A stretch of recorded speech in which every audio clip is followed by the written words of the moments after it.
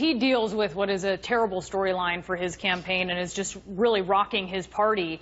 Hillary Clinton has a bad storyline of her own, and that is these emails, these hacked emails that appear to be from John Podesta's email account. And one of the latest ones that we've seen has to do with the campaign communicating with the Justice Department about the releasing schedule of emails. I mean, that seems like something, it seems a little untoward at the very least that there was this communication between a campaign and between a Justice Department that is supposed to be independent.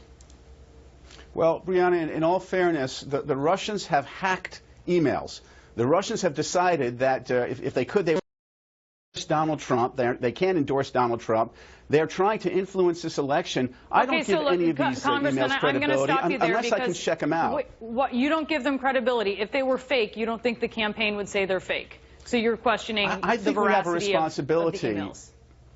I think we have a responsibility to understand all of these emails. I think that we have a responsibility to appreciate the fact that these emails are hacked, that the Russians, quite frankly, have a history of doctoring this information. So I want to see it before I comment on it. Isn't that sort of cynical for there to be this? No. Well, let me finish. Isn't it somewhat cynical for Democrats supporting Hillary Clinton to sort of throw out there that perhaps these emails are not accurate, when we know that if they were inaccurate, they would be telling us that they were faked, or they would be telling us that they were edited? To sort of, I mean, look, I get it. If they, you know, these are emails that were hacked, but they're still emails that exist. We can still read them, and they are what they are. They tell us things. Isn't it inappropriate that there was this communication between the Clinton campaign and the Justice Department? Given the fact that the Russians have hacked into these systems, the DCCC, the DNC, that they have a history of doctoring these materials in other countries in order to influence elections, I believe that I have a responsibility not to judge emails, good or bad, until I understand, are these emails authentic? And so I'm not going to comment on this specific email until I understand its veracity.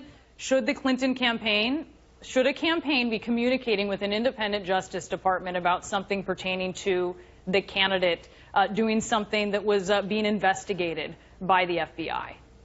Brianna, with all due respect, I don't know the context. I'm very suspicious of these emails. And what really counts to the American people is not a campaign email. It's about fitness to serve. But you know the context. And Donald Trump has established he has no fitness to serve. Her practices were being looked at by the federal government. You know that context. You know that. Should a campaign be in touch with an independent Justice Department over that? And you do know the context. You know the sort of specifics of what was going on there. Again, Brianna, without understanding the full context, without having that information available to me, I'm not going to make a judgment. This campaign, the next several weeks, is about who is fit and who is ready to be president of the United States. And if you contrast what Donald Trump has said and what he does, and what Hillary Clinton has said, her specific solutions to rebuild infrastructure, reduce college debt, improve the economy, there's really no comparison. All right, Congressman Steve Israel, thank you so much for joining us, backing up your candidate big time there, Hillary Clinton supporter, talking